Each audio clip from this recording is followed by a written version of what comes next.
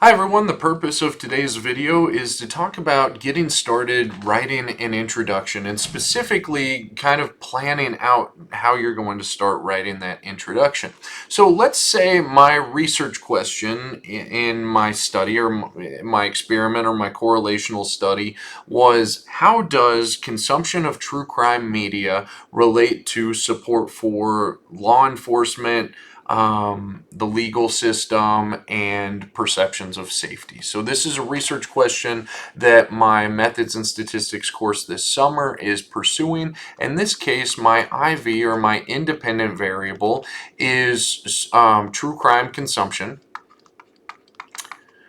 and my outcome or my DV, or my dependent variable, is safety. Let's just start with perceived safety and support for the criminal justice system. So I'm just going to kind of shorthand that to criminal justice system. Now, when we think about the introduction of a study and really planning out the introduction of a study, it tends to be the case that an intro flows from broader to more specific, aside from a small caret here at the very top that is somewhat highly specific. And in that caret at the top, what you need to do is you need to start by hooking your audience. And then at the end of this first paragraph, so this is about a paragraph in length, you hook your audience and then you transition to your objective. So this is sort of like when you were in, high school English class, where they said you need to have a thesis statement at the beginning of your paper to set the foundation for the entire rest of the paper.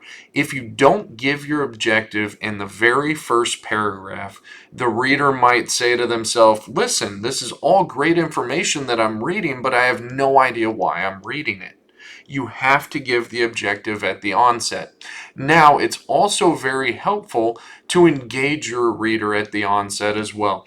Now, one of the things that I see a lot of students of mine do at the beginning is start by launching in with a barrage of questions. Like, have you ever thought of this? Have you ever done this? Have you ever engaged in this? Have you ever seen this? Those aren't very good hooks, because the reality is that when it comes to scientific reading, people don't engage in those questions. They don't actually spend the time thinking, oh, maybe I have done that. Maybe I haven't done that. The other thing that oftentimes falls flat is what I call imagination tasks, where you say, imagine you're walking down the street and this thing happens to you.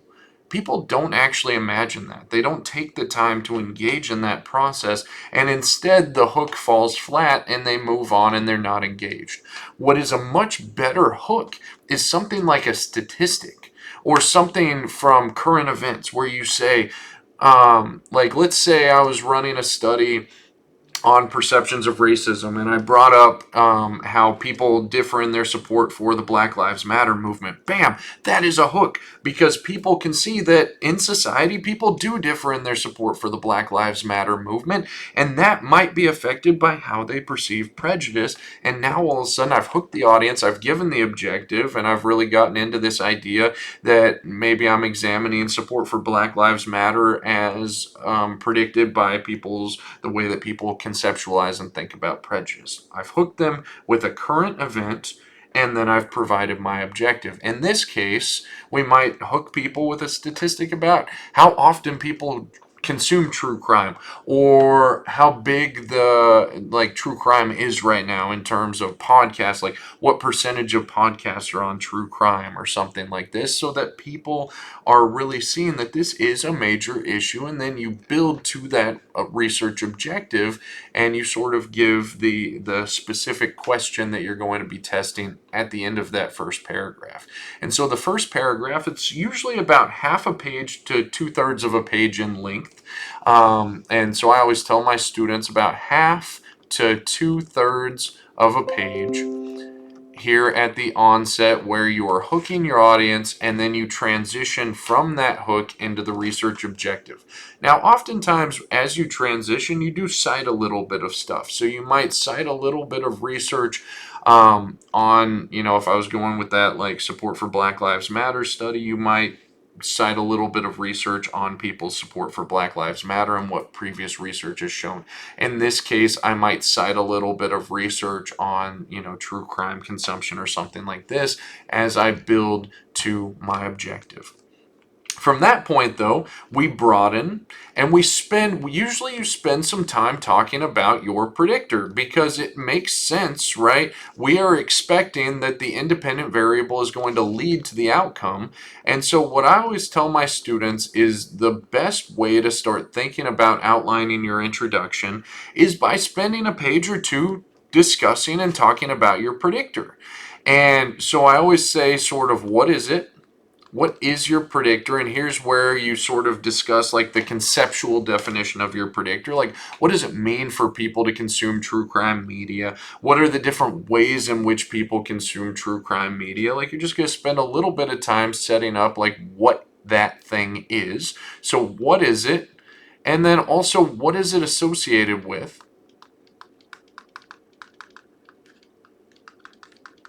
And when you're talking about what it's associated with, you don't want to put the cart before the horse, so to speak, and immediately start talking about your outcome, which is safety and support for the criminal justice system. We don't want to do that because if we introduce the outcome too early here, we're going to spend the entire paper just writing the same paragraph over and over. That's one of the biggest issues that I see with a lot of my students is they end up just tying true crime consumption to safety and support for criminal justice all the way through the paper. But here, in a proper outline, we're starting broad with just discussing the predictor, what it is, what it's associated with, and sort of what it leads to. So we're sort of introducing your predictor as a predictor. What does it lead to that is not safety and support for the criminal justice system like what we are studying? And then next, we're sort of going to put the predictor aside and we're going to find a way to transition into our outcome. And in the same vein, we're going to discuss what it is. What are some other things that lead to it?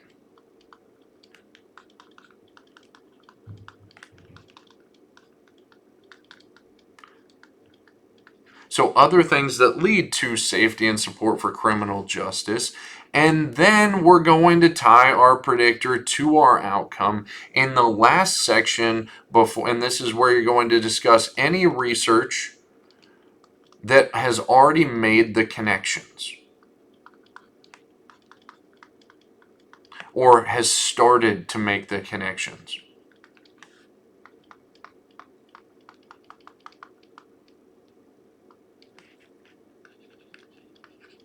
So any research that has made connections between your predictor and outcome, this is when you're going to spend some time on that. And then the last paragraph of the paper is what we call a current study overview. This is not the methods section of your paper. The methods section would be the next major section of the paper. Right now we are just talking about our introduction, but in the current study you're going to summarize the key points from the literature. So you might say, taken together, previous research has shown blah, blah, blah, blah, blah.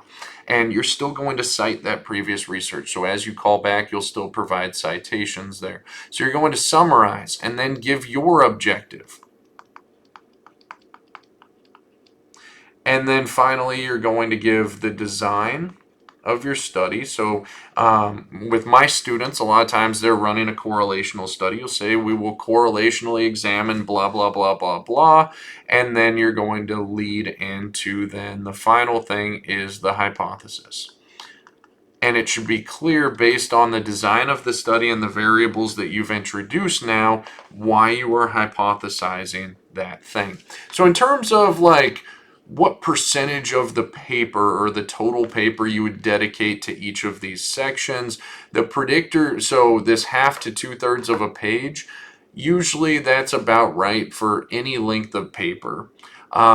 That being said, like some of my students and things, they might be writing a 2.5 page introduction. Sometimes they might be writing a 5 page introduction. But broadly speaking, you would want to spend probably about 30% of time just discussing your predictor variable, probably about 10% up here, about 10% on the current study overview, maybe. So that's leaving us with about 50% left. I would say let's probably, spend another 25% here, another 25% here, and that's going to total up to about 100% of that paper. So if you're writing a 2.5 page paper, it'd be about half a page here, about half a page here, and then the rest kind of gets divided somewhat equally with a little bit of an edge to the predictor section probably there. And so you then use this to build your outline. You use this to start thinking about, okay, I'm first going to talk about true crime consumption, what it is, why people consume it, what is some statistics associated with true crime consumption, and what does it lead to? Does it change people's perception of the world around them? Maybe they are more like hypervigilant or something like this, or maybe previous research has shown that it doesn't really lead to very much, and it's just a mundane thing that people do, is that they like watching true crime media or true crime television or listening to true crime podcasts. Next, discuss your outcomes. So, what leads someone to feel safe in society? What changes their support for the criminal justice system and other things that lead to these two outcomes that are not your predictor? And then last, you're going to connect the stuff that you talked about with your predictor to the stuff that you talked about with your outcome and build a case for why they should be connected to one another. And then finally, you introduce the current study overview, where you summarize, give your objective, you give the design of your study, and then finally a hypothesis. I hope that this video has helped you in sort of thinking about the general flow of your introduction. What I will say is a lot of students, when they think about flow, they think about what they were taught in high school level English classes, and it's a great thing that they were taught this, is how to transition between sections, sentences, and paragraphs. A lot of times students are given shortcuts when they're first learning how to do this, and they're told to like write the word next, or have a sentence that's sort of broad and vague leading into the next section or something like that. The reality is that once you start writing in a scientific way, we want to remove all of those broad, vague statements and all of those sort of transitional statements. The reality is that if you nail the flow of ideas, meaning that if you are discussing things in the proper order in your introduction, you don't need transitional sentences, because the ideas will naturally flow from one to the other. And if you're getting feedback, or if you're realizing that two things don't flow into one another, don't just add a broad, vague statement. It's not going to fix that transition. What that means is you probably need to reorganize things. You probably need to discuss something else in between those things, or maybe even that you need to flip those two things around before you're ready to talk about that other thing. Again, don't worry so much about writing transitional statements. Instead, realize that now you are a scientific writer, and that scientific sentences will naturally flow into one another if you have covered everything that you need to cover prior to getting to that next point.